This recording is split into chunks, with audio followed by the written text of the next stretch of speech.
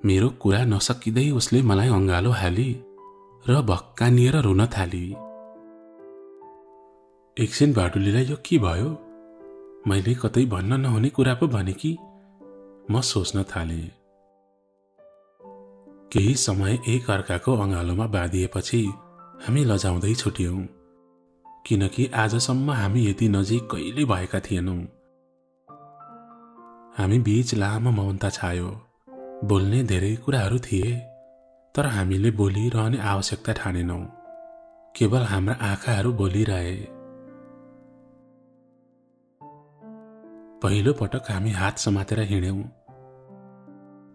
बाटुलीले मेरो हात दरो गरी समातेकी थिए।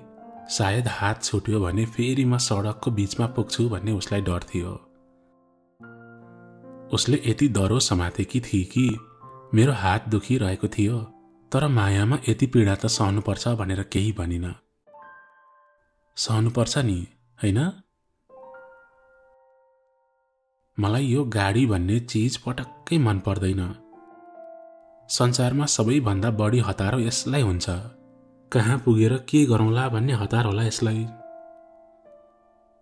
तँलाई थाहा छ, हाम्रो आमालाई पनि यही गाडीले किचेर मारेको हो नि। कुन दिन बालाई पनि यसैले मार्छ।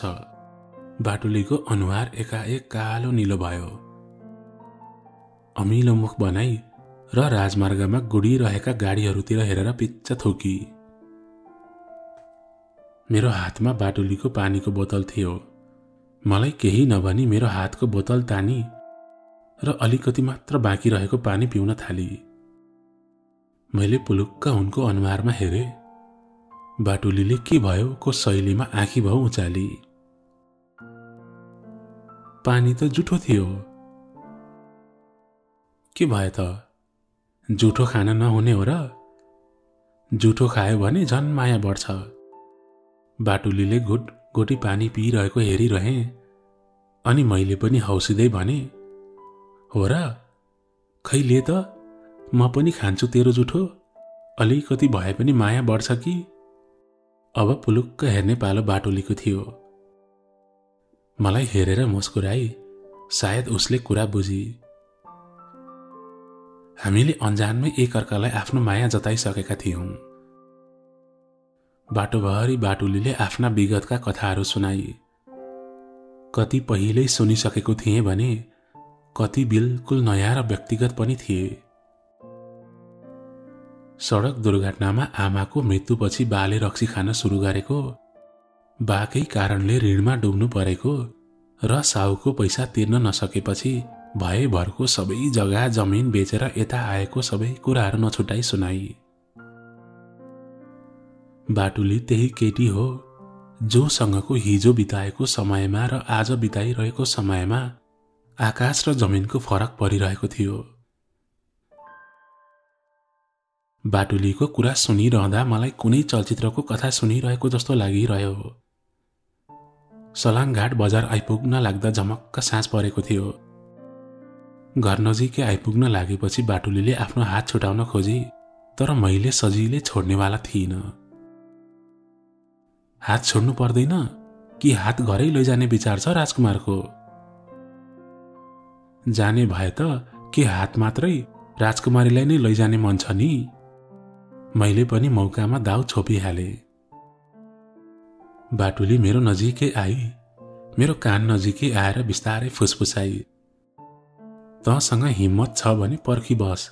के थाहा, पछि तैँले नै मलाई भगाएर लैजान पाउलास् कि। मेरो हातबाट छुटेर ऊ घरतिर लागि। मैले मनमा नै भने, म त्यही दिनको प्रतीक्षामा छु बाटुली। समय बित्दै गयो। हाम्रो प्रेम दिनमा 2 गुना रातमा 4 गुना बढ्दै थियो। बिहान बेलुका सँगै स्कुल आउने जाने गर्थ्यौं। स्कुलमा पनि सँगै हुन्थ्यौं। शनिबार वा छुट्टीको दिन घरबाट भागेर घुम्न जान्थ्यौं। मलेखु बजार, फिस्लिङ बजार, इच्छा मनोकामना धेरै पटक पुग्यौं। फिल्म हेर्न आबु खैरेनी बजारसम्म गयौं। साथीको घरमा पढ्ने बहानामा दिनभर त्रिशुली किनारमा बालुवासँग खेल्यौं, एक अर्काको नाम लेख्यौं अनि सपनाको महल बनायौं। भेटेपछि अँगालोमा बेरिने हाम्रो नियमितता भयो। पहिलो चुम्बन पनि त्यही भयो, त्यसपछि दोस्रो, तेस्रो, चौथो।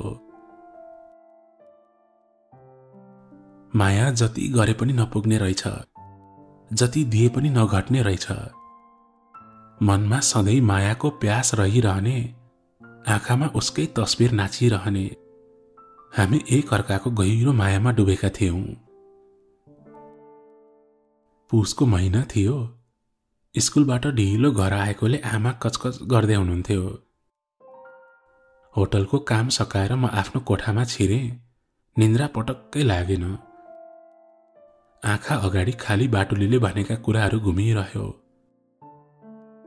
छी, त्यो सरले कसरी छुन सकेको मलाई? बाटुलीको आँखामा आँसु थियो। मलाई त्यो सरको नियत पहिलेदेखि ठिक लागेको थिएन।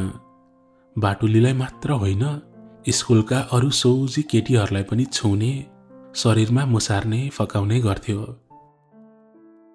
हेड सरलाई यो बारेमा भन्दा सबुत नभई केही गर्न नसकिने कुरा गर्नुभयो। एक दिन बाटुलीलाई भेट्न घरमै पुगेछ। केही प्रेम पत्र र उपहार पनि दियो रे। कुरा गर्दै जाँदा उसको नियत ठिक नलागेपछि बाटुलीले आमालाई बोलाइछ। त्यसपछि के भयो बाटुलीले केही भनिन। मैले पनि दोहोर्याएर सोधिन। यति मात्रै भनी, मलाई त्यो कुत्ताको अनुहार पनि हेर्न मन छैन। रातभर निदाउने कोसिस गरिरहे, सपना पनि राम्रो परेन। सेता सिमलका भुवा जस्तो पानीका बाफहरू हावामा तैरिएर अमृत आकृति बन्न थाल्यो। हेर्दा हेर्दै आकृतिले मानव स्वरूप लियो। बिस्तारै आकृति नजिक पुगेर हेरे, त्यो आकृति ठ्याक्कै बाटुलीको थियो।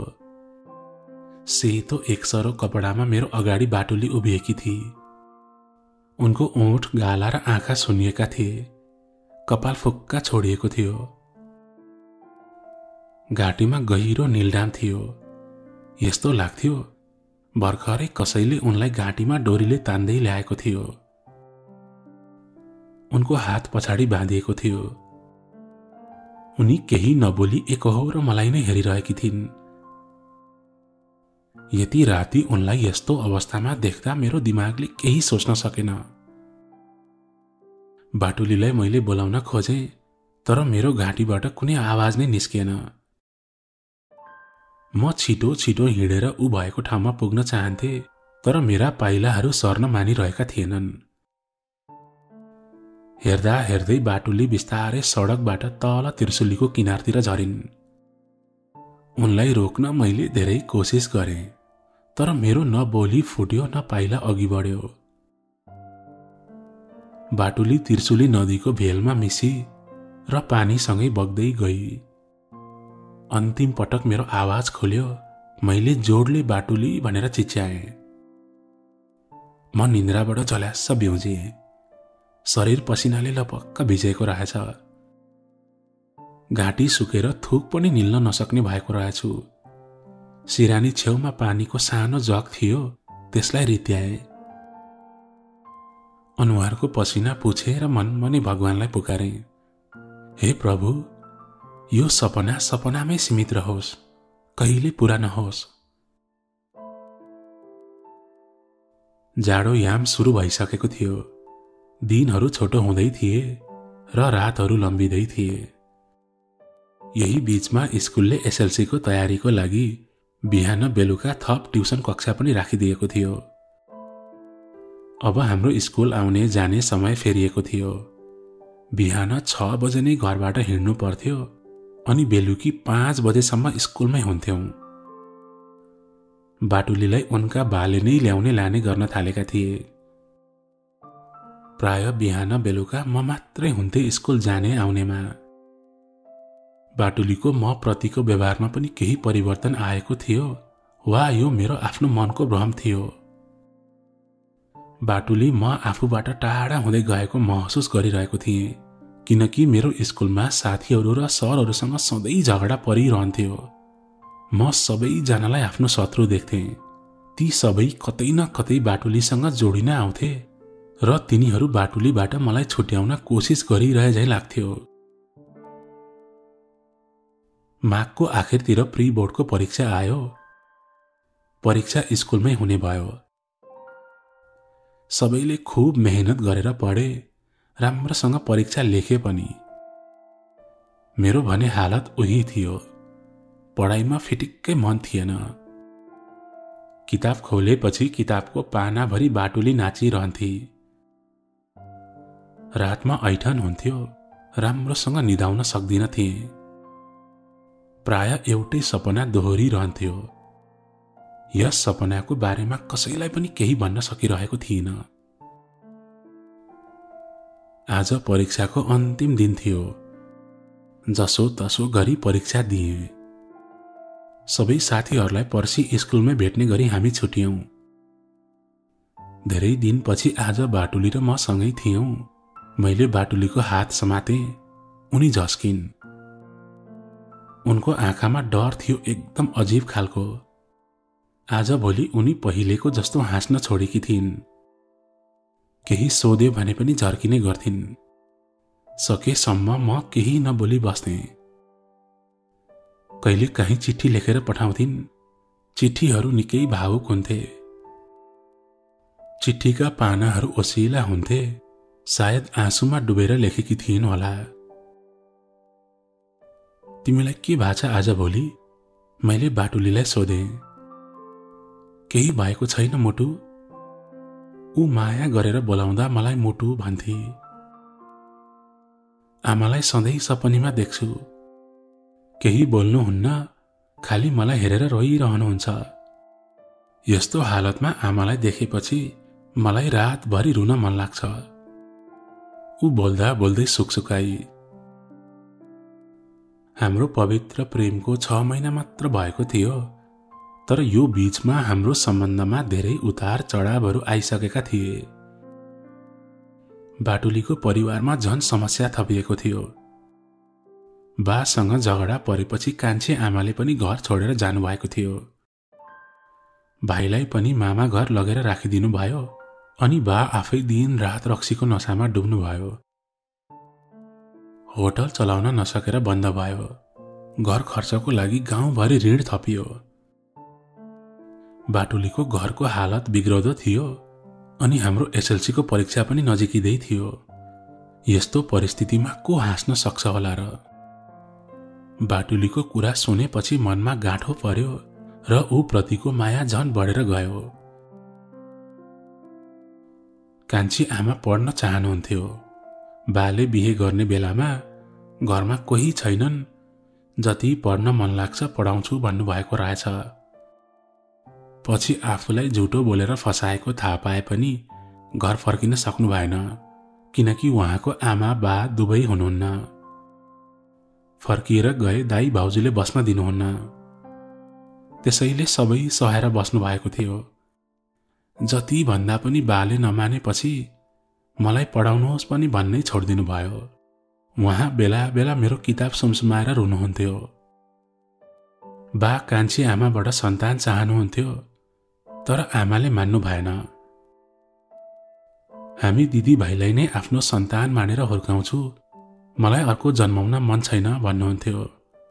सायद यही न्युले बा सधैँ रक्सी खाएर आमालाई पिट्नुहुन्थ्यो। पल्लो कोठाबाट आमा रोएको सुनिरहनु बाहेक हाम्रो अर्को विकल्प थिएन। अनि अहिले कता हुनुहुन्छ त? केही खबर पायौ? मैले बाटुलीको हात समाउँदै भने। रसुवाको केटासँग भागेर जानुभयो। बालजुमा डेरामा राखेको छ रे भन्ने सुनेको छु, त्यही हो। बाटुलीको आँसु थामिएन।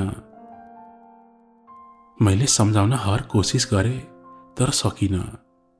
ऊ रोई, धेरै रोई।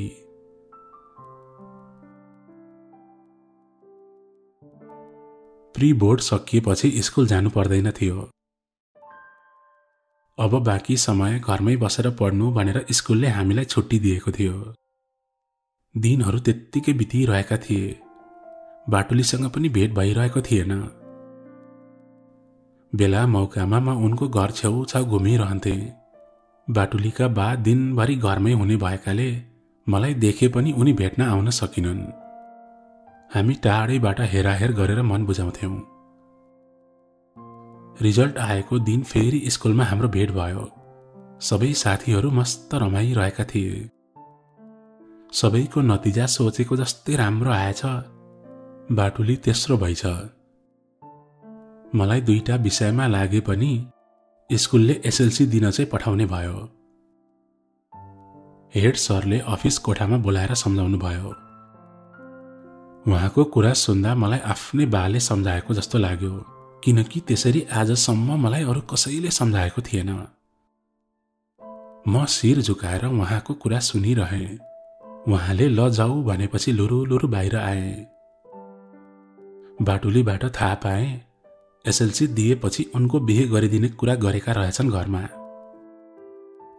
बाटुलीका बालाई गाउँका 1-2 जनाले फेरि अर्को बिहे गर्नुपर्छ भनेर उक्साइरहेका थिए। तर फेरि घरमा बिहे गर्ने उमेरकी छोरी हुँदाहुँदै उनलाई अर्को बिहे गर्न पनि गाह्रो भएछ। समाजले पनि नमान्ने सम्भावना थियो। त्यसैले जतिसक्दो चाँडो उनी बाटुलीलाई घरबाट बिदा गर्ने विचारमा थिए। मलाई यो बिहे गर्न मन छैन। यदि त्यो मान्छेसँग बिहे गर्नु पर्यो भने म त्रिशुलीमा हाम फालेर मर्दिन्छु। बाटुलीले आफ्नो मनको पीडा पोखी। त्यसो नभन बाटुली, तँलाई डर देखाउन मात्र बिहे गरिदिन्छु भनेका होलान्। मैले फकाउने कोसिस गरेँ। तँलाई थाहा छ र मेरो घरको पीडा? माया गर्छु भनेर मात्र हुन्छ? सक्छस् भने भगाएर लैजा मलाई। बाटुलीले बडो कष्ट गरेर यति भनी। बाटुलीको कुरा सुन्दा त मेरो लागि आकाश खसेको थियो। झन् उसलाई त कस्तो भइरहेको होला। बाटुलीबाट यस्तो प्रश्नको आशा गरेकै थिइन। हो, म उसलाई माया गर्छु, तर अहिलेको अहिल्यै भगाएर लैजाने मेरो ठाउँ थिएन, आँट पनि थिएन। म धेरै बेर चुप लागेको देखेर बाटुलीले भनी, तैँले मलाई माया गर्दैनस् भन्ने आज आएर थाहा पाएँ। पहिला परीक्षा सकिन त दे, त्यसपछि म केही उपाय सोचौँला। म धनेलाई काठमाडौँमा कोठा खोज्न लगाउँछु। मैले आश्वासन दिँदै भने, थाहा छैन मेरो कुरामा उसले कति विश्वास गरी। यति मात्रै भनी, म अन्तिम समयसम्म पनि तेरो बाटो हेर्छु। यदि आइनस् भने मेरो मुख अब दोस्रो पटक देख्न पाउँदैनस्। एसएलसी परीक्षा आउन 3 दिन मात्र बाँकी थियो। म होटेलमा जुठो भाँडा माझिरहेको थिएँ। एउटा भाइले बाटुलीको खबर ल्यायो। म उसलाई भेट्न गाउँमाथिको चौतारामा पुगेँ। बाटुली अघिदेखि नै मेरो प्रतीक्षामा थिए। धेरै पछि आज उनको अनुहारमा खुसी देखेको थिएँ। म नजिकै पुगेपछि उसले गहिरो अँगालो मारी अनि मैले बिस्तारै उनको निधारमा चुमिदिएँ। हामी बितेको समय सम्झेर धेरै हाँस्यौं र एकछिन भावुक पनि भयौं। भविष्यका मीठा मीठा सपनाहरू बुन्यौं। मैले उसलाई काठमाडौँमा धनेले कोठा खोजिदिएको कुरा सुनाए। धनेले हामी भाग्ने दिनमा काठमाडौँ लगिदिने कुरा पनि सुनाए। बाटुलीले पनि आफ्नो कान्छी आमालाई सम्पर्क गरिरहे। काठमाडौँ आए पढ्न सहयोग गर्ने वचन पनि दिनुभएको छ रे। हामीले सोचेको जसरी नै कुराहरू पूरा हुँदै थिए। मैले बाटुलीको साथ पाउने थिएँ, बाटुलीले पनि त्यो दुःखबाट पार पाउने थिए। यस्तै कल्पनाको कुरा गरेर हामीले त्यो दिन बितायौं। साँझ घर फर्किने बेला बाटुलीले एउटा अनौठो कुरा सुनाई। बा 2 दिनलाई मामा घर जानु भएको छ भाइलाई भेट्न। आज घरमा म एक्लै छु। ए, अनि एक्लै बस्न डर लाग्दैन? फेरि भूतले तानेर लैजाला नि? मैले पनि जिस्काएँ। त्यही डर लाग्ने भएर त तँलाई भनेको नि। ऊ मुस्कुराई। डर लागि घरको झ्याल ढोका थुनेर बस। कोठामा कागती र खुर्सानीलाई डोरीमा झुन्ड्याएर राख। मैले स्वाभाविक उत्तर दिएँ। मेरो कुराले बाटुली रिसाई। सायद मैले भन्न नहुने कुरा भने कि म सोच्न थालेँ। भो कोही आउनु पर्दैन मेरो घरमा। म एक्लै बस्छु। ऊ रिसाएर उठी। मैले हात समाउँदै रोके। ल बाबा, म आउँछु। कति बजे आऊँ? 9 बजेपछि मात्र आइजनी, फेरि छिमेकीले देख्लान्। यति भनिसक्दा ऊ मबाट टाढा पुगिसकेकी थिए। ऊ गएको बाटोलाई हेरिरहे। एउटा सानो छाया पर घुम्तीमा पुगेपछि छेकियो। रातको 9 बजिसक्दा पनि मेरा घरका मान्छेहरू सुतिसकेका थिएनन्। म सुत्नलाई आफ्नो कोठामा छिरे, तर त्यो त बहाना मात्र थियो। बाटुलीले भनेको समयभन्दा धेरै ढिलो भइसकेको थियो। घडी हेरे, 10:15 भइसकेछ। बिस्तारै बिरालोको चालमा घरबाट बाहिर निस्के। आकाशमा जुन टह टह थियो। मधुरो जुनेली रातमा उज्यालोलाई छल्दै म बाटुलीको घर छेउ पुगे। उनको कोठाको बत्ती निभेको थियो। सायद म आउन ढिलो भएकाले सुतिसकिन् होला भनेर म फर्किन लागे। मनमा झिनो आशा चाहिँ थियो, कतै बाटुली ननिदाइ पो बसेकी छ कि। एउटा सानो ढुङ्गाले कोठाको झ्यालमा लाग्ने गरेर हाने। एकछिनमा कोठाबाट सानो स्वरले बोलेपछि बाटुली बिस्तारै तल भर्याङमा आइन् अनि ढोका खोलिन्। आफ्नै घरमा पनि चोर पसे जसरी हामी माथि कोठामा उक्ल्यौं। बाटुलीको कोठा व्यवस्थित थियो। टेबलभरि किताब, कपी र मेकअपका सामानहरू जतनका साथ मिलाएर राखिएका थिए। खाट माथिको सेतो तन्ना सपक्क मिलेको थियो। बस्दा पनि दाग लाग्छ कि खुम्चिन्छ कि भनेर छेउमा अलक्क बसे। मनमा डर थियो, कतै बाटुलीका बा आइहाल्छन् कि, कतै मेरा घरका मान्छेहरू खोज्दै पो आउने हुन् कि। डरै डरमा म केही सोच्न सकिरहेको थिइनँ। बाटुलीले आफ्नो डायरी देखाई, जुन धेरै मोटो थियो। यो मेरो जीवन हो। यसमा मैले आजसम्म भोगेका सम्पूर्ण भोगाइहरू लेखेर राख्ने गरेको छु। मेरो यो डायरी कसैले पनि कहिले नहेरोस्। म चाहन्छु म मरेपछि मसँगै यो डायरी पनि जलाइयोस्। उनको कुरा सुनेर म स्तब्ध भएँ। यो केटी किन यति धेरै रहस्यमय छे? उसको सोचाइ अनि कुरा गराई मेरो भन्दा धेरै फरक छ। आफ्नो प्रिय डायरी मलाई देखाएपछि दराजभित्रको सानो अन्तरमा लुकाई। फर्केर आउँदा उसको हातमा फोटो एल्बम थियो। मेरो काखमा फोटो एल्बम राखेर ऊ आफ्नो विगतमा फर्की। हरेक पन्नाहरू पल्टाउँदा मेरो पाखुराले उनको छातीको उच्च भागलाई घस्रण गरिरहेको थियो, जसले मेरो शरीरमा रगतको प्रवाहलाई दोब्बर बनाइदियो। सानो छँदाको एउटा फोटोमा हाम्रो आँखा रोकियो, जहाँ बाटुली आफ्नी आमाको काखमा बिना कपडामा हाँसिरहेकी थिए। मैले फोटोमा देखाउँदै भने, सानोमा नि खुबै राम्री रहेछौ त बाटुली। मेरो कटाक्ष सायद उसले बुझी। कि अहिले चाहिँ म नराम्री छु? ऊ मेरो अगाडि ठिङ्ग उभिए। अहिले झन् धेरै राम्री छौ, मेरो सपनाकी राजकुमारी जस्तै। म उनको कान नजिकै गुनगुनाए। मेरो तातो श्वासले उनलाई बिस्तारै पगाल्दै लग्यो। उनी पग्लिँदै पग्लिँदै गइन्। बिस्तारै बरफको पहाड पानी बनेर तप तप चुहिन थालिन् र चुहिरहिन्। आज एसएलसी परीक्षाको पहिलो दिन। सबै साथीहरू बिहानै 7 बजे परीक्षा केन्द्र पुगिसके, तर बाटुली अझै आइपुगेकी थिएनन्। सायद बाले ल्याउँदै हुनुहुन्छ होला। म पनि हतार हतार परीक्षा हलमा पुगे। थोरै ढिलो भएकाले सबै लेख्न थालिसकेका थिए। म पनि केही नसोची लेख्न थाले। पुरा 2.25 घण्टा बित्यो, तर मैले उत्तर के लेखे भन्ने मलाई नै थाहा थिएन। बाहिर निस्केर बाटुलीलाई खोजे, कतै देखिन। साथीहरूलाई पनि सोधे, कसैले पनि देखे भनेनन्। आखिर बाटुली कहाँ गई होला? एक मनले सोच्यो, सायद बासँगै गई होला, तर साथीहरूले त देख्नु पर्ने। मनमा थोरै आशंका बोकेर बाहिर निस्किँदै थिए, ढोकामा पाले दाइले पढेको पत्रिकामा समाचार देखेर म झन्डै पागल भइन। त्रिशुली नदीमा डुबेर एक किशोरीको मृत्यु र साइडमा बाटुलीको फोटो थियो।